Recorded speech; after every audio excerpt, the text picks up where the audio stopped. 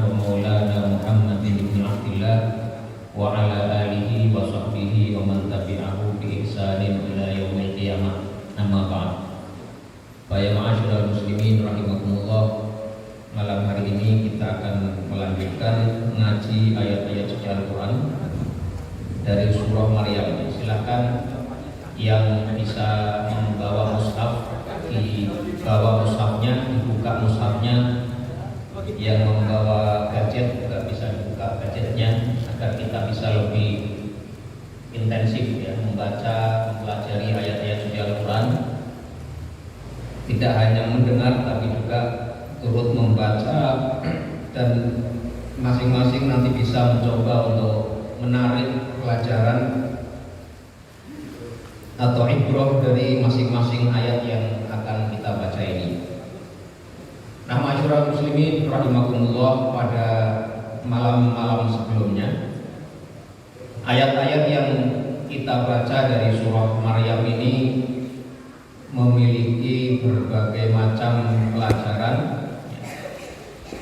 Salah satunya yang paling penting itu adalah bahwasanya hukum sebab akibat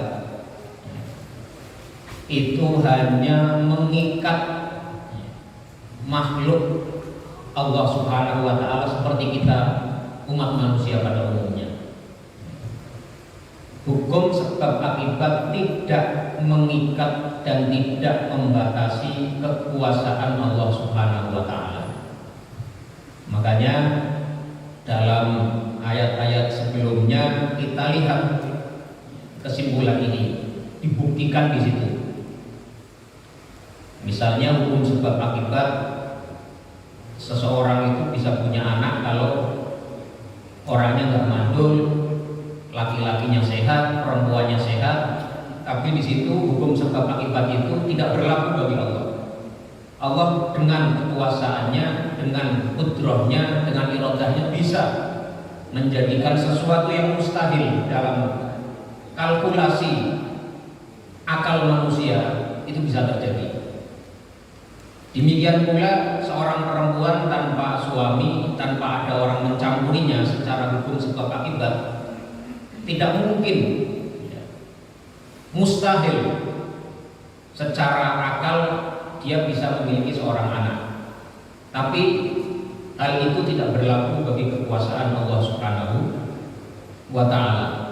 Di sini di ayat yang kita baca pada pertemuan sebelumnya, bagaimana Allah Subhanahu wa Ta'ala memberikan janin, calon Nabi Isa ke rahimnya ibunda Maryam, dan itu bukan satu hal yang mustahil pula bagi Allah Subhanahu wa Ta'ala, karena sekali lagi hukum sebab akibat itu hanya berlaku di tangan manusia, tidak berlaku di tangan Allah Subhanahu wa Ta'ala. Jadi kalau kita minta kepada Allah, minta apapun yang kayak-kayaknya mustahil, itu bisa saja Allah memberikannya, mengabulkannya, meskipun kita anggap satu hal yang jauh kemungkinan terjadinya atau bahkan mustahil. Karena itu harapan kepada Allah adalah harapan yang tak terbatas. Kita bisa meminta apa saja kepada Allah. Harapan-harapan kita yang paling tinggi pun, yang paling sulit pun, itu akan mudah kalau Allah kehendaki. Ada banyak pelajaran-pelajaran lain pula yang bisa kita ambil dari masing-masing ayat yang sudah kita baca, termasuk di ayat yang terakhir kita baca, wa kana amran maqdiyya. Kita baca terakhir surah Maryam ayat 21 yang ditutup dengan kalimat wa kana amran maqdiyya, dan yang demikian itu adalah urusan yang sudah diputuskan, ditentukan oleh Allah Subhanahu wa Ta'ala.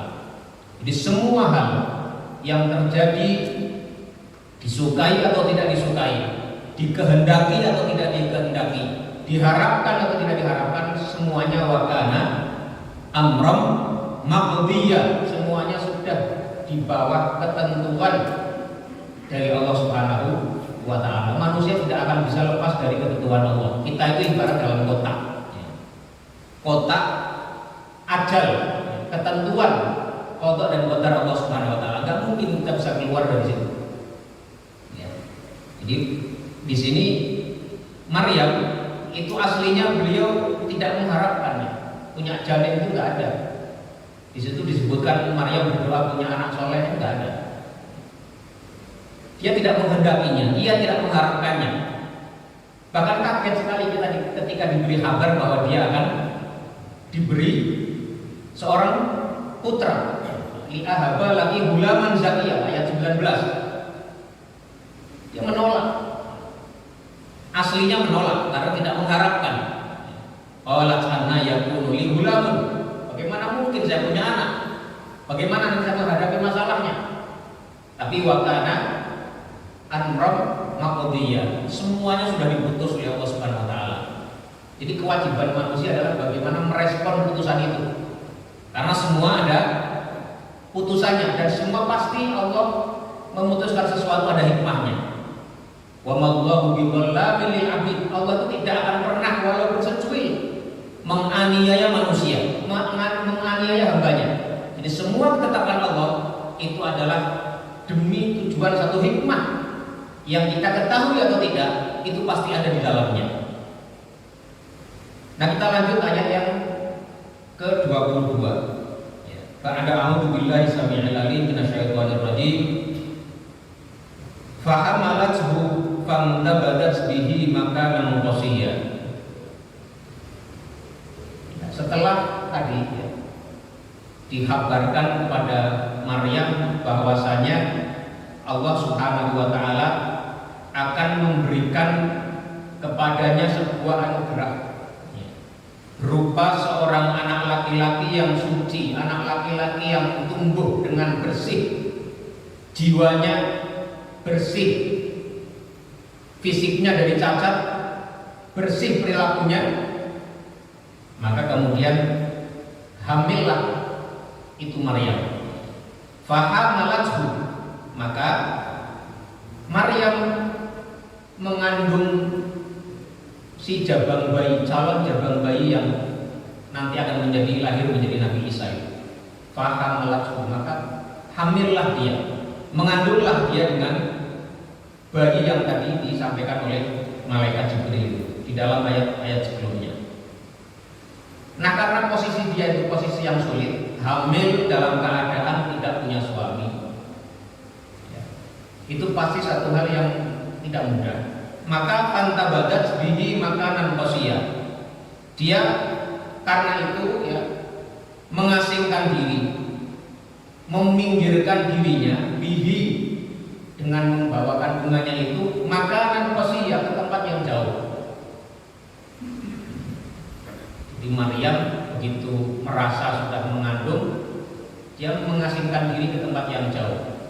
Ini juga menjadi pelajaran bahwasanya kalau kita suatu ketika khawatir atas satu fitnah yang bisa menimpa kita, itu boleh kita meminggirkan diri dari halayak orang-orang yang mungkin kita akan mendapatkan fitnah dari situ. Seperti Maryam, karena dia khawatir dengan apa yang akan dia hadapi, maka dia memilih untuk fantabadat bihi makanan qasiyah. Dia minggir, menjauh dari tempat itu ke tempat yang jauh, makanan qasiyah. Ini juga menunjukkan kegigihan hati atau kekuatan tekad seorang perempuan Maryam ini. Bagaimana dia mencari tempat yang jauh. Dan itu juga bukan pilihan yang mudah, menjauh dari keluarga, menjauh dari masyarakat. Tetapi itu harus dipilih sebagai bagian dari cara dia merespon qada dan qadar Allah Subhanahu wa taala. Fa aja'ahal makhadu ila jid'in nakhlati. Maka ketika dia mau melahirkan itu, rasa sakit yang mengiringi detik-detik, mengiringi saat-saat di mana dia akan melahirkan jabang bayi yang dikandungnya, itu membawa dia ila jid'in nakhlati, pada pangkal atau batang pohon kurma. Ketika Maryam sudah datang kepadanya detik-detik saat-saat mau melahirkan dia saking merasa sakitnya itu menyandarkan diri ke sebatang pohon kurma. Nah, pertanyaannya, berapa lama Maryam itu mengandung? Apakah sama seperti normalnya manusia atau mengandung dalam usia kandungan yang berbeda? Ini tidak disebutkan dalam ayat, tidak disebutkan juga dalam hadis, tidak ada riwayat yang sahih mengenai hal ini. Karena itu para ulama ada yang menafsirkan masa kandungan itu dengan masa yang singkat. Ada yang menyebutkannya hanya beberapa hari, ada yang menyebutkannya beberapa pekan. Tetapi karena tidak ada dasar yang mendasari itu semua, maka pendapat yang lebih rajih insya Allah adalah mengembalikan itu kepada normalnya manusia mengandung. Kalau dalam mazhab Syafi'i itu diyakini mengandung itu batasannya adalah minimal 6 bulan. Normalnya 9 bulan, tapi minimal 6 bulan. Jadi kalau seseorang itu melahirkan belum ada 6 bulan, itu bisa ditengarai.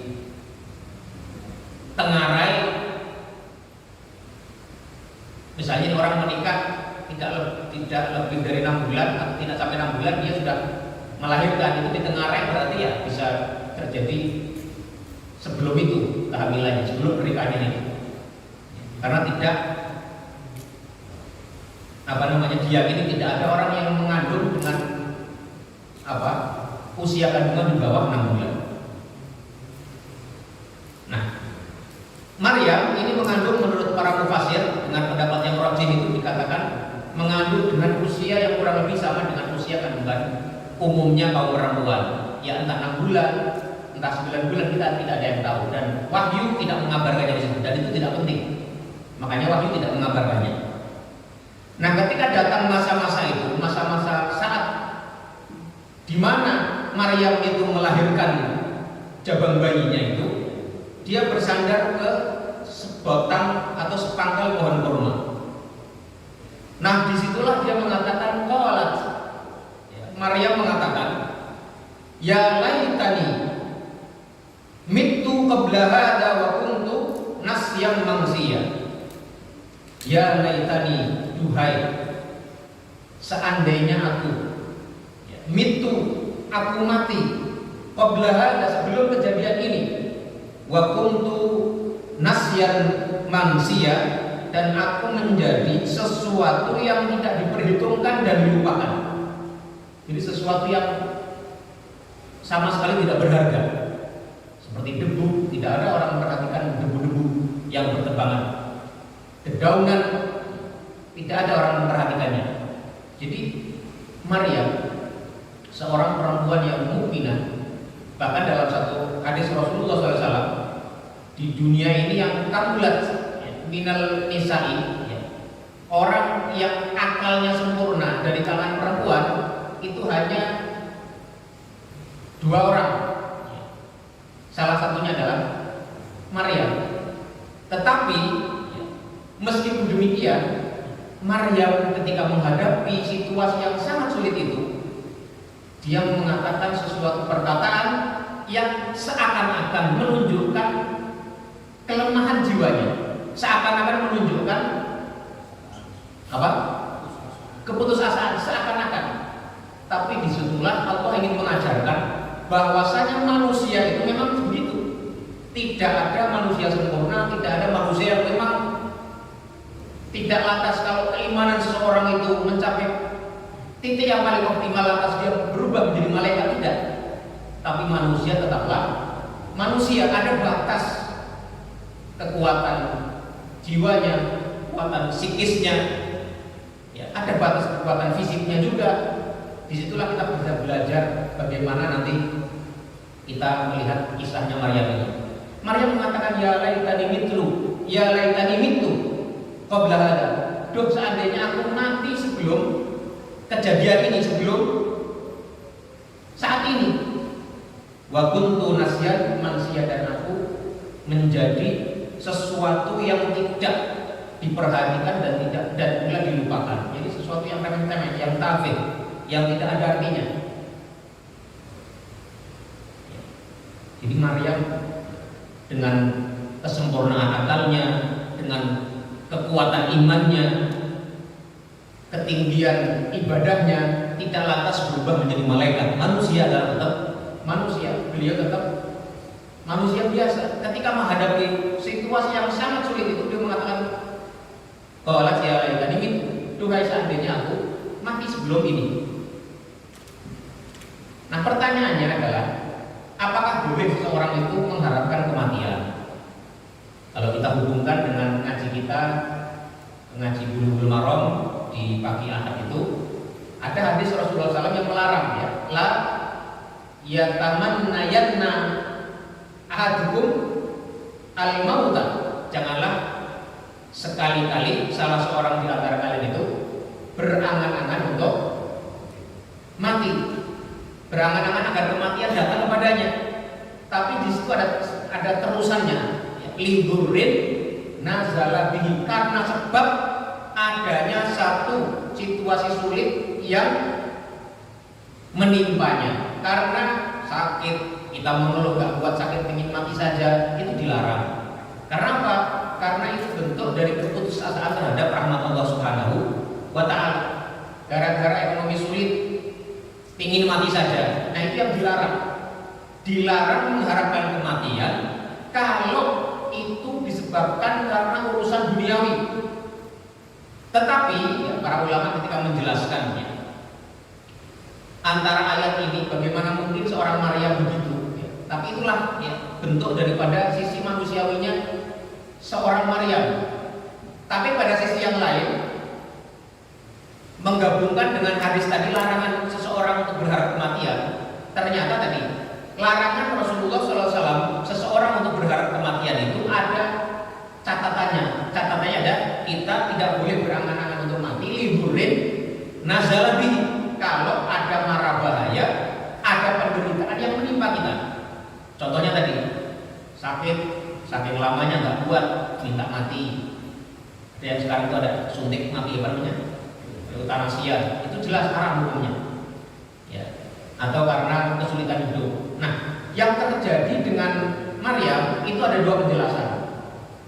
Yang pertama, penjelasan yang bisa dijelaskan mengenai ayat ini adalah syariatnya Maryam, bisa syariat yang yang dipegang di masa itu bisa jadi berbeda dengan syariatnya masa Rasulullah SAW. Itu bisa jadi yang pertama, ya, karena syar'u man qablana laisa syar'an lana.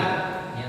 Syariatnya orang-orang yang sebelum Nabi Muhammad itu tidak serta-merta langsung menjadi syariat buat kita, kecuali hal itu diafirmasi oleh syariat kita. Itu jawaban yang pertama. Jawaban yang kedua, ini jawaban yang lebih banyak dipegang oleh para mufassirin, para ulama, adalah Maryam di situ ingin mati, ya, atau berharap dia sudah tidak ada sebelum datangnya saat itu karena takut fitnah terkait dengan agamanya, bukan karena takut masalah duniawinya. Yakni apa? Dia tidak ingin timbul fitnah. Dia melahirkan seorang anak tanpa bapak, ya. Dalam situasi yang sulit seperti itu, dia tidak ingin terjadi fitnah. Pertama terhadap dirinya, dia selama ini menghamba kepada Allah Subhanahu wa Ta'ala. Kemudian akan muncul fitnah.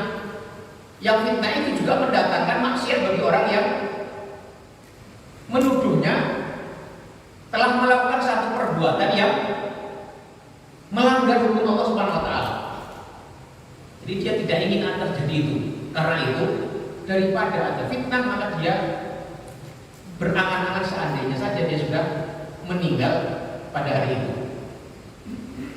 Ini dua jawaban. Yang kedua ini lebih banyak dipegang oleh para ulama. Ada jawaban yang ketiga, tetapi dasarnya tidak kuat. Ada yang mengatakan bahwasanya Maryam itu mendapat semacam wahyu atau ilham bahwa anaknya itu nanti yang akan dilahirkan akan disembah oleh sebagian manusia. Ada yang menuhankannya. Karena itu dia berharap, aku tidak pernah ada, kalau toh nanti aku akan melahirkan seorang bayi yang bayinya nanti justru disembah oleh sebagian manusia. Itu ada pendapat seperti itu, tapi tidak kuat dan tidak tidak kalau kita ambil sebenarnya ya. Tapi ada penjelasan seperti itu. Nah intinya sekali lagi Maryam sekali manusia tetap manusia. Dia tidak naik derajatnya menjadi malaikat yang tidak punya mengeluh, tidak pernah merasa. Jadi seseorang itu mengeluh itu boleh. Sakit, mengadu, merintih-rintih itu boleh. Gak ada yang melarang, gak dosa. Rasulullah mengatakan warosa, duh sakitnya kepalaku. Kita juga pernah bahas di Bulughul Maram itu. Ya. Nabi juga menangis anaknya meninggal, sedih yang luar biasa. Itu manusiawi. Selama hati tetap meyakini bagian dari Allah Subhanahu wa taala, bagian dari takdir yang dia wakana amra maqdiya tadi, itu tidak masalah. Kita mengadu, ya sakit merintih, itu tidak masalah, itu manusiawi sekali. Sedih, nangis, ya, murung, itu wajar buat manusia. Ya, tapi dalam batas yang terukur ya, tidak sampai berlebihan, itu tidak masalah. Ini ya. Jadi Maryam mengatakan itu ya, qalat ya laitani mittu qabla hadza wa kuntu nasiyan mansiyah, itu menggambarkan betapa beratnya, betapa sulitnya situasi yang beliau hadapi. Itu makanya para ulama mengatakan kalau seseorang itu mengharapkan kematian karena takut fitnah itu boleh. Misalnya situasi dunia sudah semakin kacau ya, sudah sukar membedakan antara hak dan batil. Kemudian kita tidak mengerti mana yang benar, mana yang salah. Lingkungan sudah rusak semuanya. Itu berharap mati itu boleh. Ya Allah matikanlah saya dalam keadaan terbebas atau aman dari fitnah ini. Itu boleh. Misalnya seperti itu. Bukan karena diudurin nazabi, bukan karena penderitaan duniawi yang menimpanya itu. Itu cara ulama menjelaskan makna daripada ayat ini disandingkan dengan larangan kita berangan-angan datangnya kematian. Jelas ya? Ini ayat yang ke-23. Fanadaha min tahtiha alla tahzani qad ja'ala rabbuki tahtaki sariyya. Di tengah situasi yang demikian penting, di tengah suasana yang sangat-sangat berat buat Maryam, tiba-tiba ada suara fanadaha. Maka ada sebuah seruan yang memanggil, menyerukan, bersuara kepada Maryam min tahtiha, dari arah bawahnya Maryam. Ini siapa yang bersuara? Kalau di Quran terjemah ini disebutkan itu adalah Jibril. Tapi menurut mufassir, banyak mufassir juga berpendapat itu adalah Isa itu sendiri. Yang memanggil itu fanadaha itu adalah si jabang bayi Nabi Isa. Maka dari itulah kemudian nanti ya, di ayat-ayat berikutnya Maryam tahu kalau anaknya itu bisa bicara. Maka nanti ketika Maryam dicecar oleh kaumnya, dia menunjuk isyarat kepada anaknya untuk menjawab. Mengapa dia begitu? Karena di sini dalam begitu dia melahirkan itu sudah mengetahui Nabi Isa bisa bicara. Itu sebagai mufassir berpendapat seperti itu. Memang ayat ini tidak secara tegas, tidak secara eksplisit menyebutkan siapa yang memanggil. Maka dari itu sebagian para ulama mengatakan yang memanggil itu adalah suaranya malaikat, yakni malaikat Jibril. Tetapi sebagian ulama yang lain mengatakan tidak, yang memanggil itu adalah suaranya Nabi Isa alaihissalam. Ya ini fanadaha, maka malaikat Jibril, atau kalau menurut pendapat yang kedua tadi, maka Isa memanggil Maryam minta tiha dari arah bawah, arah yang rendah. Ya. Apa panggilan itu? Apa suara itu mengatakan Allah tahzani qad ja'ala rabbuki tahtaki sariyya. Janganlah kau bersedih. wahai Maryam, qad ja'ala rabbuki tahtaki sariyah, sesungguhnya Tuhanmu, Rabbmu telah menjadikan di bawahmu ada anak sungai. Jadi terlepas itu yang mengatakan Jibril atau yang mengatakan Nabi Isa kecil, si jabang bayi, tapi yang jelas di situ kita bisa mengerti bahwa kadang-kadang di saat kesulitan itu sampai pada titik puncaknya, disitulah ada harapan yang muncul. Di titik ketika Maryam itu sudah mengatakan ya laitani pintu tadi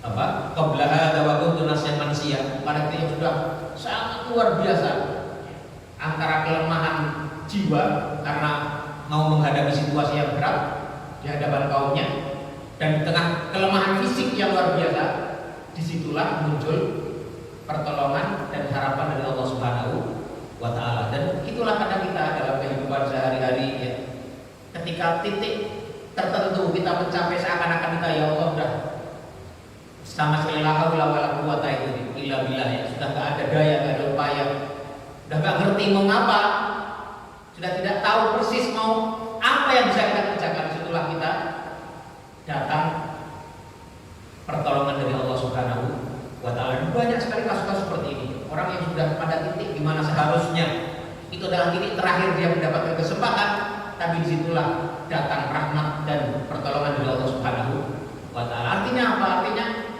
selama kita masih terus ya bisa menjaga tadi kondisi iman kita, itu harapan tidak akan pernah putus dari Allah Subhanahu wa Ta'ala. Karena pada titik yang sampai akhir pun itu masih mungkin terjadi satu hal yang Allah kehendaki darinya untuk kita. Ini ya fanadaha min tahtiha alla tahzani qad ja'ala rabbuki tahtaki sariyah. Allah tahzani, jangan bersedih wahai Maryam. Jangan bersedih. Jangan bersedih. Ini la tahzan ini jadi moto, jadi apa namanya? Jadi syiar, jadi penyemangat. Jangan bersedih. Ya, jangan bersedih. Ya, ini. Nah, kemudian wa husni ilaiki bijid'in nakhlati, dan goyang-goyangkanlah dan gerak-gerakkanlah olehmu wahai Maryam ya ilaiki ke arahmu bijid'in nakhlati, terhadap tanggal pohon kurma itu. Maryam di tengah kelemahan fisik ya, habis melahirkan, seorang perempuan ketika habis melahirkan pasti dalam kondisi yang sangat lemah fisiknya, juga dalam kondisi yang lemah ya, atau pada titik apa namanya yang sulit dari kejiwaannya, sisi psikologisnya. Di situ Allah Subhanahu wa Ta'ala melalui suara tadi memerintahkan kepadanya untuk apa? Untuk menggoyang-goyang, untuk menggerak-gerakkan pohon kurma, batang pohon kurma di mana dia melahirkan dekat situ. Pertanyaannya, kalau seorang laki-laki kuat itu menggoyang-goyang pohon kurma itu dari bawah kira-kira goyang nggak kira-kira? Pohon kurma, bukan pohon jambu, ya, nggak bergerak kan? Ya toh? Ya, nggak bergerak. Orang yang kuat saja mungkin di sini yang paling kuat siapa kira-kira? Pak Samsul. Coba kalau ketemu kurma Pak goyang-goyang, kira-kira goyang nggak itu pohonnya itu? Atau kalau nggak ada buahnya jatuh nggak kuat? Pasti enggak. Saya menduga tidak. Yang goyang orangnya. Nah ternyata Allah Subhanahu Wa Taala memerintahkan kepada Maryam untuk melakukan hal yang itu tadi seakan-akan sulit diterima oleh akal. Fungsinya apa? Gunanya apa? Tapi disitulah ya al-asbab, hukum sebab akibat itu hanya mengikat manusia, tidak mengikat Allah Subhanahu wa Ta'ala. Maka hasilnya apa di sini? Tusaqitu 'alaiki rutban janiyah. Maka pohon itu akan menggugurkan atau akan menjatuhkan alaiki kepadamu rutoban, rutok ya, buah kurma yang masih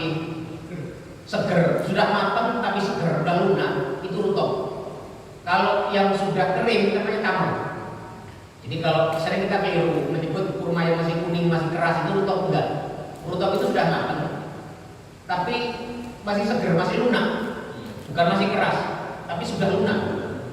Tapi kalau yang sudah keras, yang sudah dikeringkan itu, yang sudah bisa berapa awet, berbulan-bulan itu namanya tamar.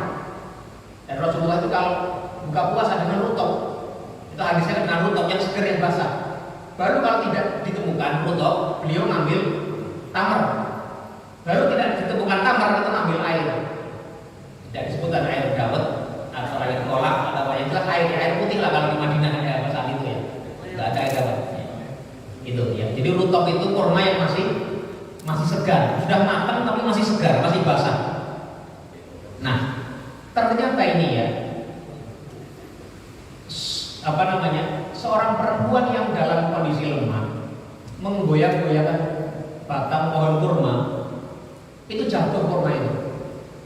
Ini artinya apa? Artinya adalah ya, Allah Subhanahu wa Ta'ala ingin mengajarkan kepada kita yang membaca surah Maryam ini, sekaligus mengajarkan kepada Maryam bahwa kewajiban kita sebagai manusia adalah berikhtiar.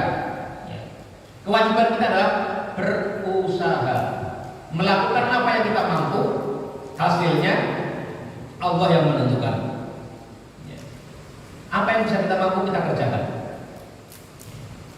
Ini saya baru membaca tadi itu ada satu tadabbur, satu penarikan inspirasi menarik ya dari seseorang yang membaca ayat ini. Itu dia mengatakan begini, selain itu katanya, ayat ini juga menjadi ujian kepada Maryam. Coba Anda pikirkan, seorang perempuan lemah habis melahirkan disuruh goyang-goyangkan pohon kurma. Ini kalau nggak imannya kuat, itu nggak mau, akan berontak. Untuk apa? Saya nggak butuh menggoyangkan pohon, saya butuh dibantu, kira-kira gitu.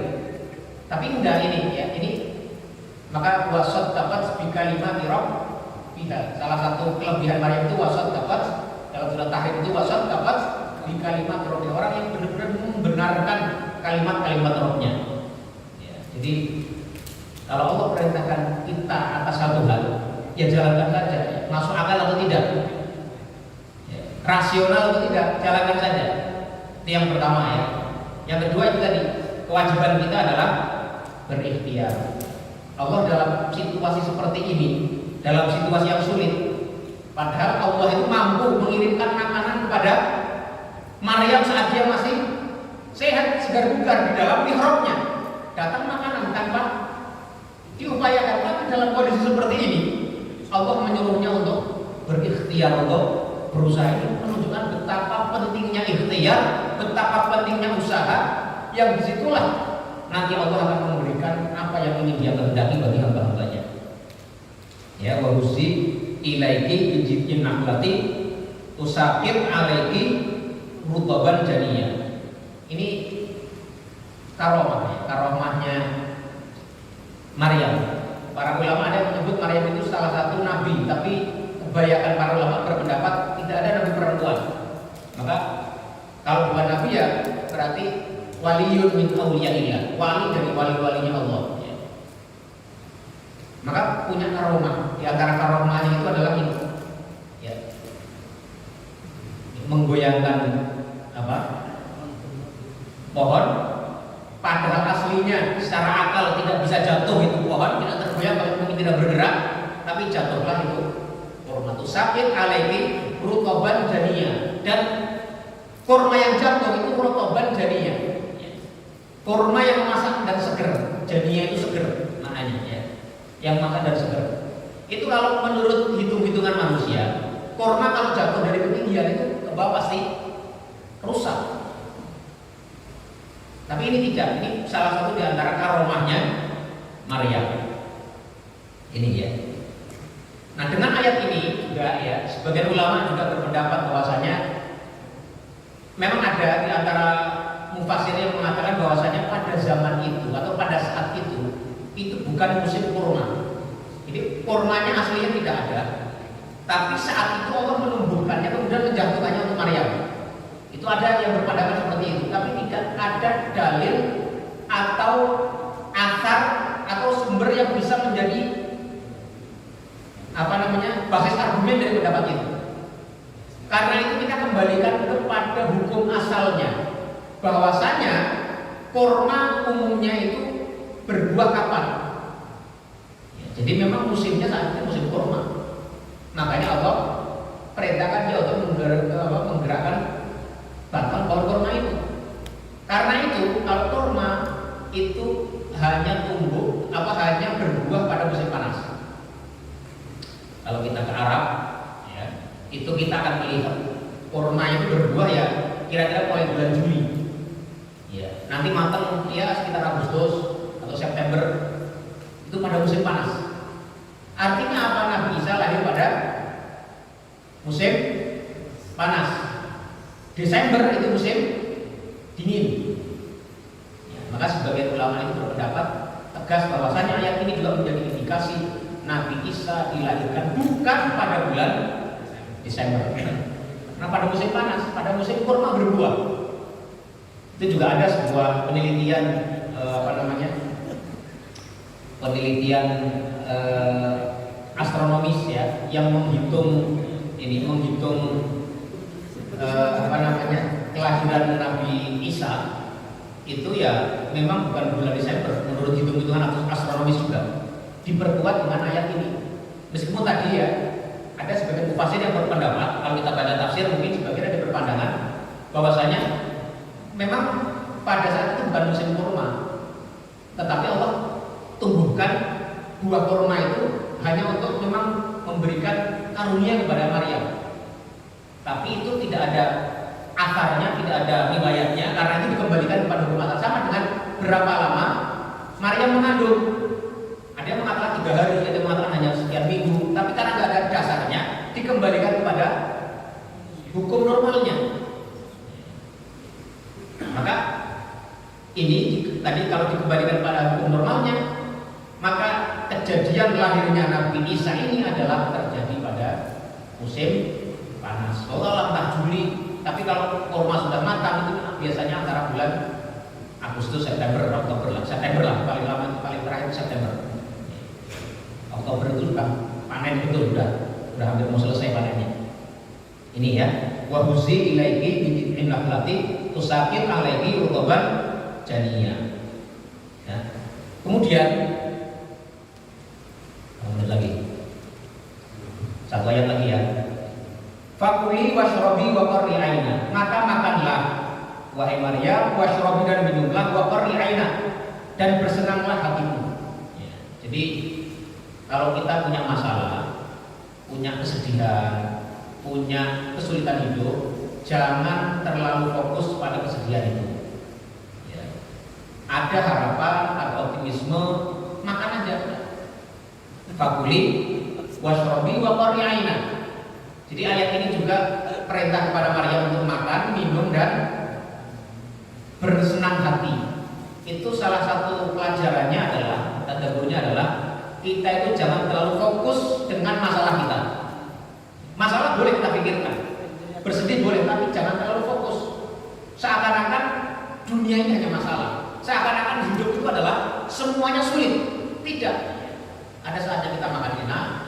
Bahkan kalau perlu pas lagi ada masalah makan sate gitu kan. Jadi biar seger lagi. Fakuli washrobi wa qarri aina. Ayat ini juga menjadi dasar ya bagi sebagian ulama mengatakan fadilahnya memakan kurma rutop untuk orang-orang yang mau melahirkan atau habis melahirkan. Jadi salah satu faedahnya itu adalah ya dari ayat itu, dari ayat-ayat ini bahwasanya ini juga menggambarkan faedah ya manfaat kita bukan kita ibu-ibu ya istri-istri kita yang mau melahirkan atau habis melahirkan untuk makan rutop, makan kurma matang yang masak yang belum kering ini ya. Karena itu Allah perintahkan kepada Maryam fakuli washrobi wa qarri aina. Kata qarri aina itu dari kata al-qurrah atau al-qoror. Ya. Kalau qurrah itu artinya sejuk, jadi menyejukkan mata. Makanya apa? Rabbana hab lana min azwajina wa dzurriyyatina qurrata a'yun. Ya. Itu artinya kesejukan mata. Mengapa disebut kesejukan mata? Itu karena kesejukan mata itu menjadi majas bagi kebahagiaan hati, kesenangan hati. Karena lawannya, ya, kalau orang bersedih, orang menangis terus, itu dalam bahasa Arab sering disebut dengan apa? Panas atau hangat matanya. Hangat mata itu maksudnya bersedih, menangis terus. Karena itu lawannya sejuk matanya. Ya, sejuk mata qurratu a'yun itu adalah sebagai majas daripada kebahagiaan, majas daripada kesenangan hati, kebahagiaan hati. Karena itu di sini Maryam diperintahkan oleh Allah Subhanahu wa taala melalui suara tadi, entah itu suaranya Jibril, suara Isa, untuk makan. Dan makan sedang tahu itu, ya, makan dari kurma yang jatuh tadi, wasrobi dan minum dari apa? Air yang mengalir di bawahnya di Saria tadi, air sungai kecil itu, waqarri aina, dan senangkanlah hatimu. Jangan fokus pada kesulitan hidup. Jangan mengatakan bahwasanya hidup ini semuanya susah. Tidak. Kesusahan adalah kesusahan, tapi ada saatnya untuk menenangkan hati. Tidak fokus kepada masalah kita ini.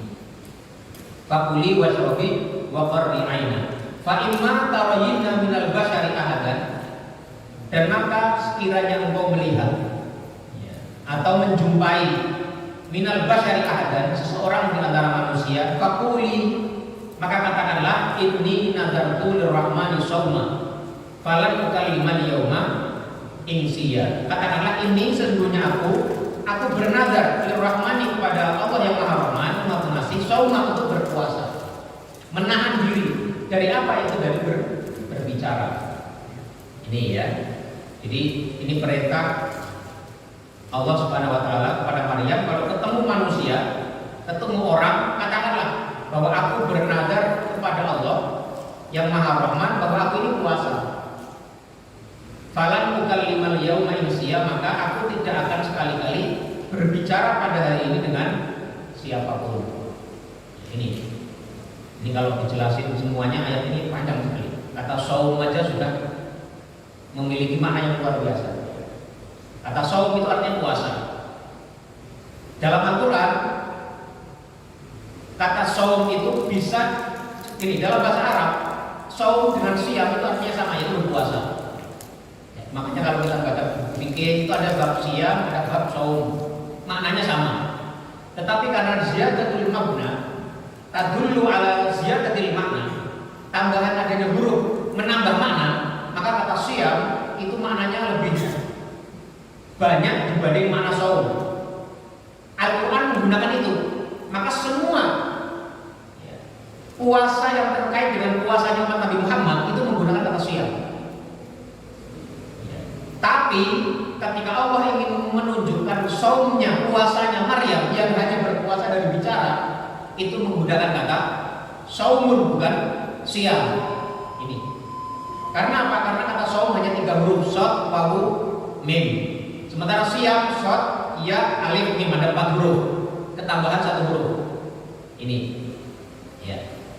Nah, masyarakat muslimin yang dirahmati Allah Subhanahu wa taala, di sini Maryam diperintahkan untuk tidak berbicara kepada siapapun yang dia temui. Ini kira-kira apa pelajaran yang bisa kita ambil dari sini?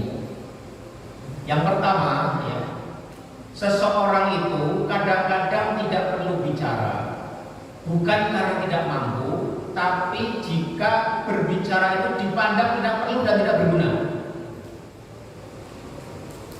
Coba kita bayangkan, kalau seandainya Maryam melahirkan bayi tanpa ayah, terus dia di hadapan orang-orang bersumpah, berhujjah, berargumentasi, ini loh saya ini lahir, pokoknya berargumen segala macam, itu mungkin tidak ada gunanya. Kenapa orang nggak percaya? Mana mungkin ada perempuan lahir tanpa anak lahir tanpa suami, tanpa ayah. Karena itu Allah perintahkan kepada Maryam untuk menahan bicara. Kenapa? Bukan karena Maryam tidak bisa bicara, tapi dalam situasi di mana berbicara itu tidak perlu dan bahkan mungkin tidak bermanfaat, maka lebih baik ditinggalkan. Itu yang pertama, tadaburnya ya. Yang kedua, nanti kan akan disebutkan bahwa Maryam itu ketika diajak bicara oleh orang-orang di sekitarnya, oleh orang-orang, oleh kaumnya itu, dia menunjuk kepada siapa? Anaknya untuk berbicara, Pak Asyarat ilaih. Itu maknanya apa? Maknanya serahkanlah, ya. Berilah kesempatan, berilah peluang untuk bicara itu kepada pihak yang lebih otoritatif, lebih berhujah, lebih bisa bermanfaat daripada dirinya. Jadi kalau ada situasi kita ini kira-kira kalau ngomong ya kira-kira gak didengerin juga, nggak perlu, udahlah serahkan saja pada orang yang lebih kompeten. Dalam hal ini bicaranya Isa lebih kompeten untuk menunjukkan kebersihannya Maryam. Ya. Makanya, udah kamu gak usah bicara Maryam, kira-kira gitu. Serahkan itu pada Isa. Yang kedua, yang ketiga, ya itu ada kaidah juga bahwasanya wa idza khatabahumul jahiluna qalu salama. Kalau kita berhadapan-hadapan sama orang yang orang ini udah masa bodoh, nggak mau tahu, dikasih tahu juga nggak mau tahu, udah mending nggak usah bicara. Qalu salama, udah selamat tinggal, salam aja tanpa salam, kira-kira gitu. Ya, nggak perlu kalau memang dianggap dalam titik ya setelah kita melakukan satu assessment ya kira-kira menyampaikan satu hal itu tidak bermanfaat atau tidak perlu, atau kita yakini orang-orang yang mendengar itu toh juga tidak mau menerima, sudah qalu salama. Wa idza khatabahumul jahiluna qalu salama. Ini tiga makna yang bisa kita ambil daripada perintah Allah Subhanahu wa taala kepada Maryam untuk tidak berbicara, untuk bernazar, inni nadartu lirrahmani sauma falan ukallimal yauma insiya. Silakan jika ada yang ingin bertanya atau menyampaikan pandangan dan pendapatnya sebelum kita tutup. Ya, silakan. Pemustahil dilawan dengan akan dijawab dengan mustahil juga. Itu lebih menggunakan orang-orang. Kan tadi kan biasa kan dia nggak punya suami sama kan, akhirnya disuruh bisa kan anak itu juga mampu sama kan suaminya mustahil. Jadi mustahilan dijawab dengan mustahilan. Ya bisa juga. Ya terima kasih Pak Dokter. Ya itu juga bisa. Mas kemustahilan dijawab dengan kemustahilan. Ya boleh lah. Yang lain silakan. Ya silakan Pak. Ini saya minta tahu aja. Taurat itu sebenarnya kan apakah Taurat juga menceritakan ini semua? Jadi pasti ada dong ceritanya dalam kitab Taurat. Kan nggak mungkin kan istilahnya Al-Quran menjelaskan pasti ada sebenarnya kitab surat. Kalau dalam Al-Quran sendiri yang menjelaskan atau yang menulis cerita semua isi Al-Quran kan sahabat di pikiran Nabi Muhammad yang disampaikan kepada Rasul, kemudian dihafal oleh sahabat-sahabat sehingga sahabat nulis jadilah Al-Quran. Kalau Taurat sendiri, sedangkan Nabi Isa sendiri kan masih bayi dalam kandungan, kan nggak mungkin dia yang menulis atau nggak mungkin ibunya yang menulis isi Taurat tadi. Apakah Taurat itu turunkan itu memang utuh atau gimana ini maksudnya ceritanya? Maksudnya penyampaian di Tauratnya sendiri Pak. Ya, makasih Pak. Kalau Taurat jelas tidak menceritakan, karena Taurat itu di zaman Nabi siapa Pak? Nabi Musa. Ya kan Taurat diturunkan oleh Nabi Musa, ya toh? Itu sekian tahun sebelumnya. Kalau Injil, kalau Injil mungkin saja. Kalau Injil memang bedanya Al-Quran dengan Injil ya. Kan gini, sebenarnya Allah itu mewahyukan Injil kepada Nabi Musa, kepada Nabi Isa. Ya. Namun masalahnya adalah kemudian Injil yang kita terima saat ini itu adalah, kalau keyakinan kita adalah Injil yang bukan murni wahyu dari Allah Subhanahu wa taala. Sebagian adalah Injil yang disebut Injil itu adalah catatan-catatan yang dicatat oleh murid-muridnya Nabi Isa.